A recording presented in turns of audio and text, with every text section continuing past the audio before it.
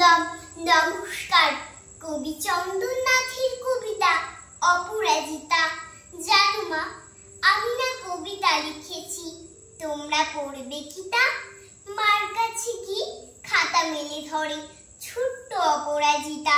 রাগি চোখ মেলে মাতাকে বলে, মাথা কি খারাপ হলো? ছাইবার সব না লিখে বড় অঙ্কের খাতা খুলো। মুখ ভার করে গুটি গুটি পায় গেল সে বাবার কাছে।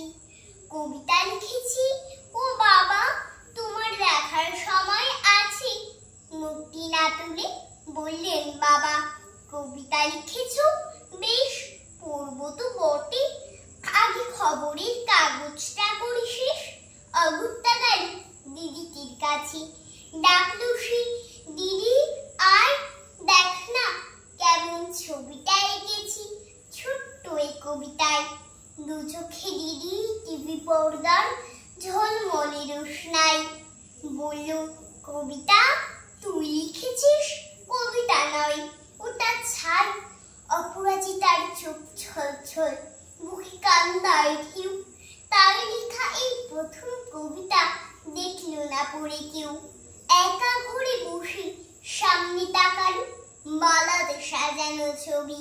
স্নিগ্ধ দু চোখে রয়েছেন যে সহজ পাঠের কবি। কবিতার খাতা মিলে সে ধরল থর থর। বলল, ঠাকুর কেউ না পড়ুক, তুমি এই কবিতা পড়ো। কি জানি কি করে কি যে হয়ে গেল, এই কথার সাথে সাথে রবি ঠাকুরের মালা থেকে ফুল ঝরল সে খাতাটাতে। মনে হলো তার সামনে দাঁড়িয়ে বুঝি রবীন্দ্রনাথ।